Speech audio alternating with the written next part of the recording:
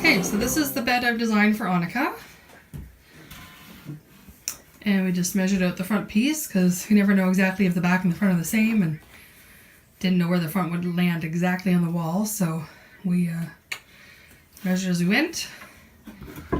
I already made the pocket holes. This is our little pocket hole jig with the bit. Pocket hole screws by Craig.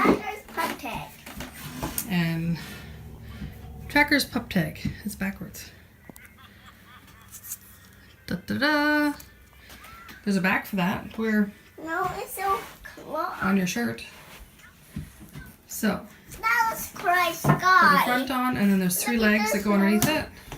I mean, Papa, look at the Christ guy. Yeah, you helping?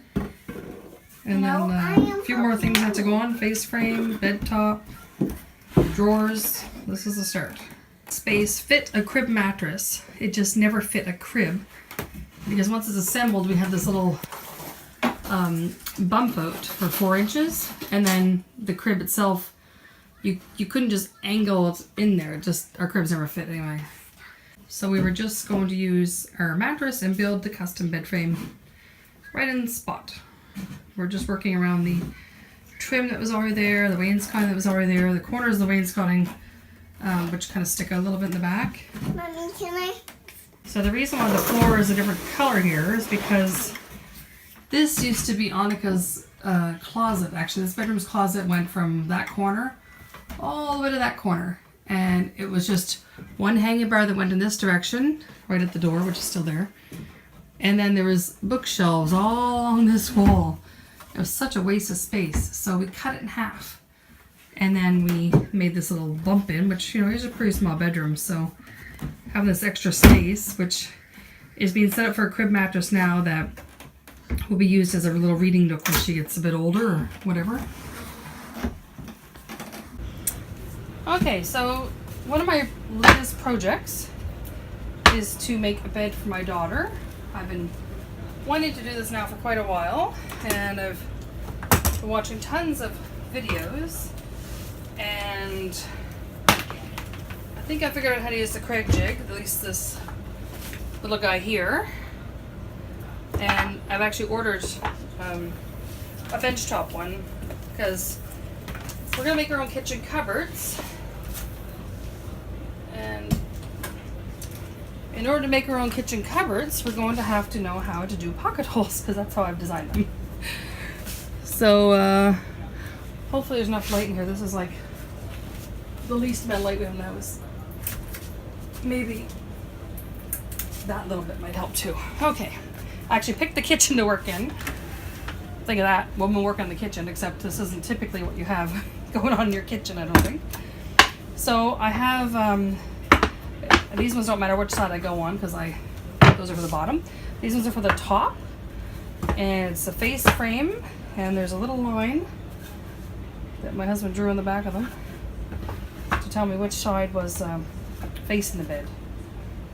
So I have a little tiny line there. This part is just to hold the mattress from sliding off. So that's like the back side towards where the bed is going.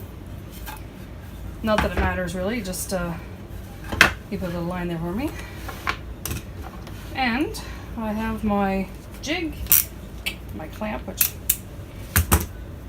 doesn't matter exactly what type of clamp you have, but for the 3/4 inch material you have to line up the clamp flush, or line up the jig flush with the, and I figured 2 of them, I might do 3 on this one, just because. Okay, try to make our lives a wee bit easier here. So I figured, let's see, these are 4 3/4 inch. So if I want to have maybe an inch of it there, or something like that, I think. Ah, here they are. Oh, and even extras. Excellent. These lines a little longer. I need like a 6-inch line here. There we go. Now I can see where. I guess I'm gonna line up the back, but easier to see from the front. Now, these clamps are meant for man hands here.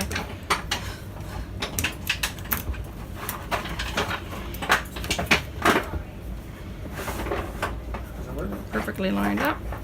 I have other clamps, but I think Yeah, I can barely get my hand around these ones. Whether or not it's tight enough, I have no idea because I can barely get my hand.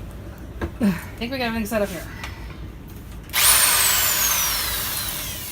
Also the vacuum handy.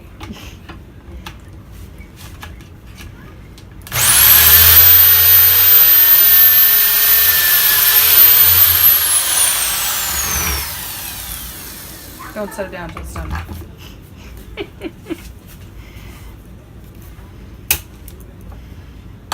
Ta-da!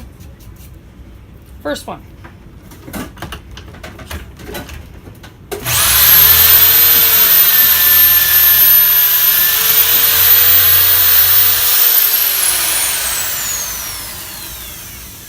Wow. Does that fit over glasses? Yep. You sure? Yep.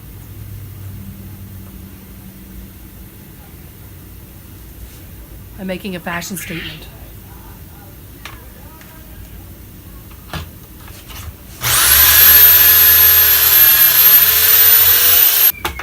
Okay.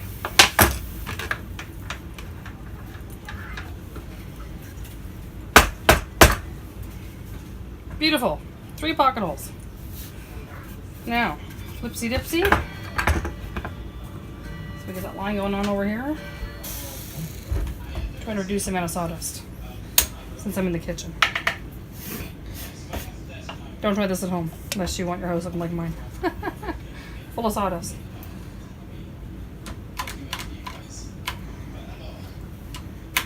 Okay. Last one.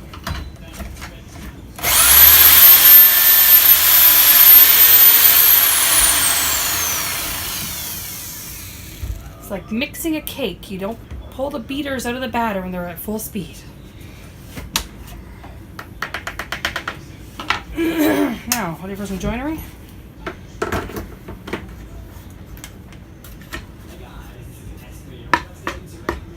Or some vacuuming? Okay, so I got it clamped up. I've done one side. And I put a little bit of glue, some tight bond, on my end of this. I put my screws in here. My drill bit lined up here. My clamp is to hold them flush. I got one in now, that's good. Actually, I'll do the opposite end.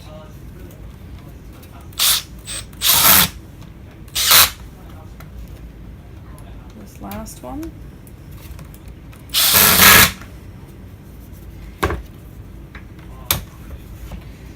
Okay. One little section done. So there's gonna be a drawer in this hole.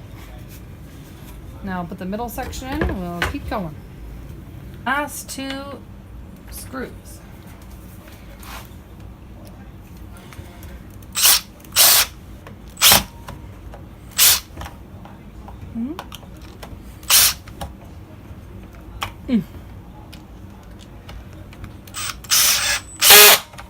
So here we go, the back side of the face frame for her bed. And there'll be 2 drawers. This actually fits her crib mattress. And as she outgrows the crib mattress, this will be a little reading bench. It's a bit wider and a bit longer than a crib mattress, so it'll have like a backboard for you to sit up. Either like a chaise lounge, it'll be on the left and it'll be on the back. So there we go. So far, so good. With the use of the Craig jig. Without all the fancy expensive tools. And no fancy expensive table, but made it work. There we go. The moment of truth. Do we have to shave a bit off because of our uneven walls, or is it just gonna fit right in? We had to notch out where the baseboard went there, and then so it wasn't right tight to the wall there. But yeah, and there's a bit of lip there to keep the mattress from sliding out. It's gonna sand it. Put some paint on it, and then we'll put some nails into that and maybe some glue to attach it to the 2x4 behind it. So here I am again in my kitchen. I'm going to sand down this face frame. I've decided that it looks so nice in her room the way it was. I'm just going to put polyurethane on it And I got to put polyurethane on her wainscoting walls, which I haven't done yet either. And we're just going to call it, you know, the built-in look. Anyway, so, you know, if you're a rebel like me and you don't care about your kitchen at all, and you have a pretty good vacuum, and you get this sander that takes the vacuum attachment, you'll be doing this at 11 o'clock at night inside your house, in your kitchen. You know, with the countertop full of construction stuff for tonight's little project. Okay, that vacuum trick worked amazing. I just finished sanding it. Smooth like butter, just wiped it all down so it's not all full of... Actually, it really wasn't full of sawdust, but there's a little trick somebody said if there's a bit of a crack to take some glue and then sand it right away, and the sawdust will mix the glue and fill any crack. There's a couple that were just a bit, you know, just a tiny bit of crack here and there. And I did that, and I just wiped off any of the glue that mixed the sawdust that was just all over the place. I just wiped it all off. But look at my floor. And I just vacuumed it before, so whatever you see just came from the sander now. Vacuum hooked up to sander. Worked swimmingly. And GJ went and he routered a little camphor at the top on both sides, just so when you're sitting there, you don't have this sharp edge in the back of your leg, right? Because it comes up a bit so the mattress doesn't fall off. So yeah, I'm ready for the polyurethane now. Okay. Bed is getting trimmed out. See, the mattress is not quite as big as the space. I want to optimize the space because there's storage underneath. So I put some trim at the back, which I'm going to put a back on the sofa, so there'll be a back to sit going that direction, and one on that side because there's a plug over there. And I'm going to put a little TV, the computer hooked up to her network so she can watch movies, and this will be a little place for her in the future, maybe a wireless keyboard and a mouse, and she'll be studying here the rest of her, you know, not young adult life. Who knows? Especially when we get some electricity up in that area. We get the light switch for it, and there's a octagon box that just needs some actual breaker and whatnot hooked up.